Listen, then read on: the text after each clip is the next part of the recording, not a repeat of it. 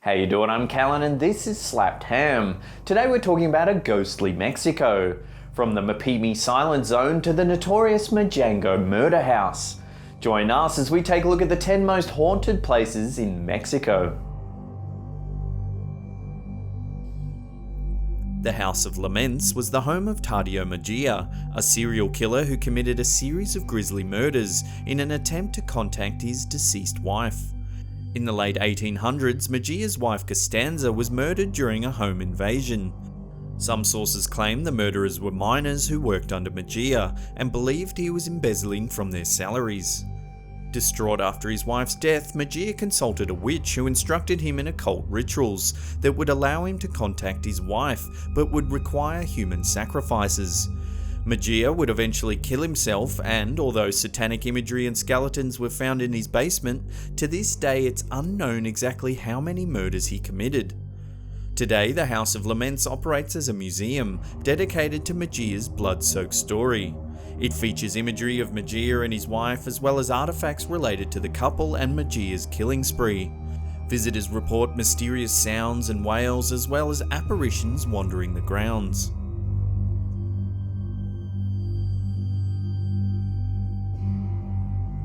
Subway systems always seem to attract ghost stories. Maybe it's the dark tunnels or the crowds, maybe it's the reputation as a common place for suicides.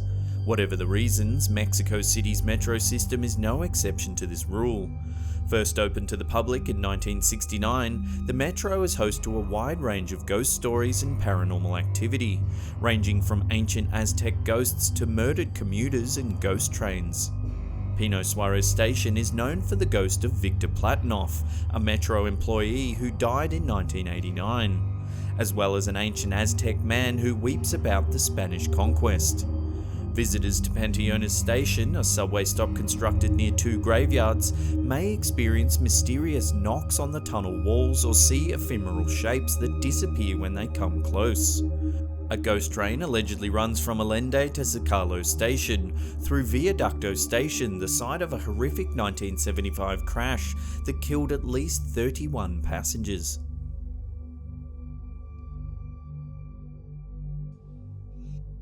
Opened in Mexico City in 1847, Hospital Juarez is an active medical center known for sightings of La Planchada, the Ironed Lady, a ghostly nurse from the mid-1900s who appears in a perfectly pressed nurse's uniform. Descriptions of the nurse vary. Some report seeing a glowing and floating figure, while others describe a normal-looking nurse. In all cases, she is known for treating patients in the hospital's emergency section and bringing about miraculous recoveries. Much like her appearance, the legend surrounding La Planchada's origin changes with the storyteller. Some say she was a nurse in love with a doctor who rejected her and drove her to suicide. Others claim she euthanized patients in order to relieve their pain. Whatever her origins, La Planchada is known as a benevolent spirit, and there isn't a patient in Hospital Juarez who wouldn't be happy to see her. Also known as La Zona del Silencio and the Sea of Thetis, the Mapimi Silent Zone is a stretch of desert in Durango, Mexico with an enigmatic reputation. Similar to the Bermuda Triangle, the Silent Zone is known for strange phenomena, including radio malfunctions, mutated wildlife, meteor impacts, and reports of extraterrestrial activity. The alien visitors are described as tall and blonde-haired. When encountered, they supposedly ask for water in flawless Spanish, then disappear without a trace. The Silent Zone is also a hotbed of UFO activity, with reports of flying figures, fireballs, and spheres of glowing light. The zone earned its name in the 1960s when oil company Pemex funded a scouting expedition. The oil company's team experienced constant radio problems and equipment malfunctions, leading them to dub the area the Zone of Silence. It remained a curiosity until January 1970, when a United States rocket crashed in the zone, and famed rocket scientist Wernher von Braun led the extensive recovery efforts. This incident stoked interest in the Mapimi Silent Zone and led the Mexican government to establish the Mapimi Biosphere Reserve around it.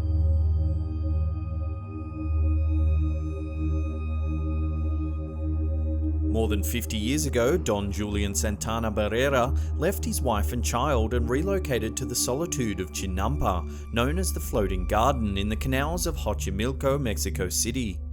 Barrera was known as a loner, so this floating island, an hour from the nearest pier, must have been paradise for him.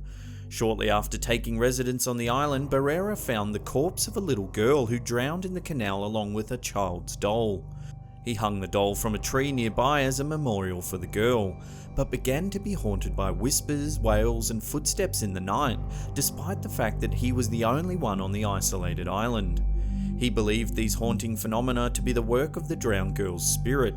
In an effort to appease her, he began hanging dolls all around Chinampa. He would continue hanging these dolls for over 50 years until he died in 2001. He drowned, reportedly in the same spot he found the little girl. Hundreds of dolls still hang in the trees of Chinampa today.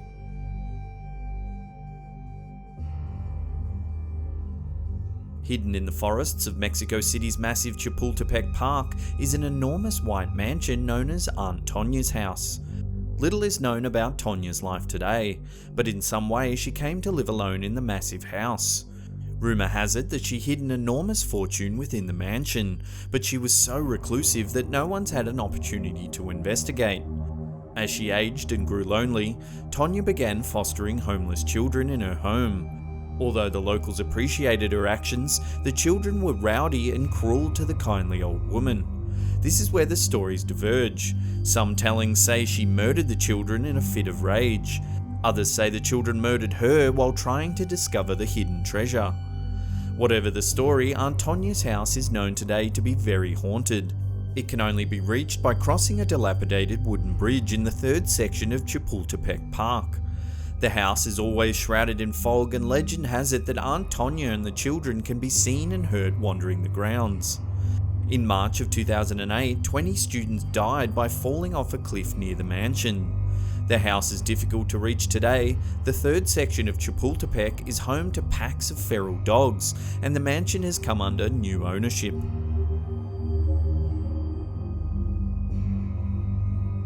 La Posada del Sol is an ornate hotel in the heart of Mexico City.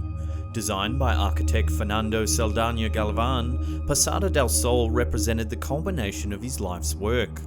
Galvan poured his blood, sweat and tears into the structure, including gardens, patios, fountains, terraces and over 600 suites, as well as a ballroom, Turkish bath and even a human-sized chessboard.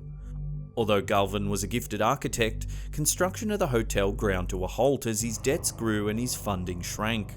Some say Galvan was driven to insanity and murdered his family. Others claim the project was a front for satanic rituals. One terrifying room holds a strange altar many associate with a little girl who was found dead in the hotel's basement. Although no one knows exactly what caused Galvan's failure, it's known that he flung himself off the roof into the hotel's yard. The hotel sits abandoned and cordoned off today. Although this frustrates would-be explorers, perhaps it spares them the curse of Fernando Saldaña Galvan.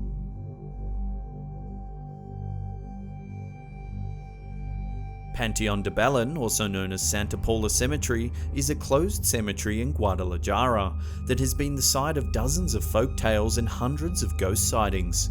Perhaps the most famous of these is the vampire tree. Legend has it a vampire terrorized the citizens of Guadalajara until he was caught, impaled with a wooden stake and buried. A tree grew from his grave. It can be seen today towering over the other graves. It is said you can see the faces of the vampire's victims in the bark at night, and if you break off a branch, the tree will drip blood instead of sap. Some even believe that when the tree dies, the vampire will rise again to terrorize the city. The tree is protected by a government-installed fence today. Whether this is to protect the tree from vandals or protect the citizens from a resurrected vampire remains unclear.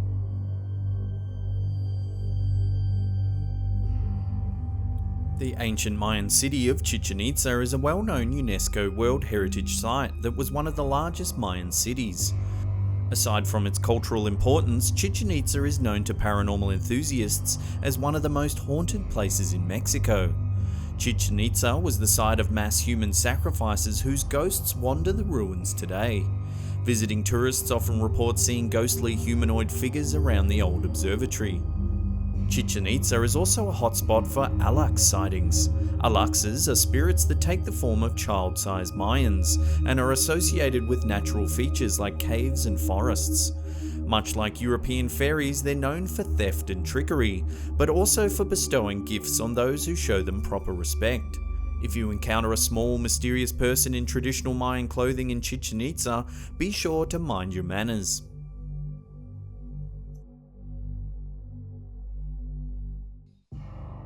If you visit the Mexican state of Querétaro, you might see a small boarded-up house surrounded by a wall topped with barbed wire.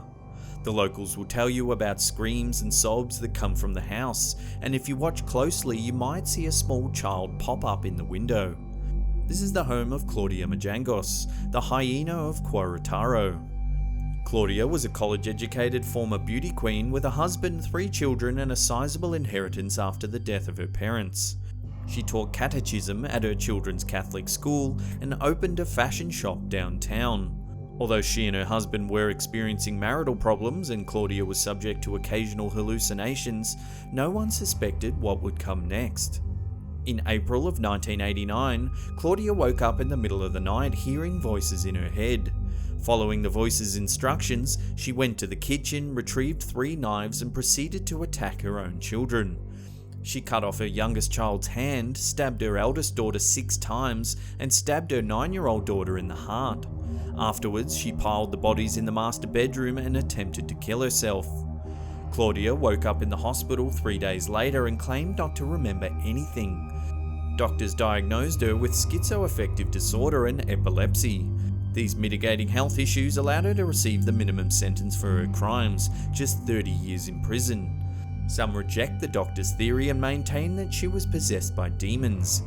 An inmate at her prison claimed to hear her conversing with demonic male voices when in solitary confinement. Whether Claudia's actions were the result of possession, schizophrenia, or something else entirely, her former home has become the site of satanic rituals and is a mecca for paranormal researchers.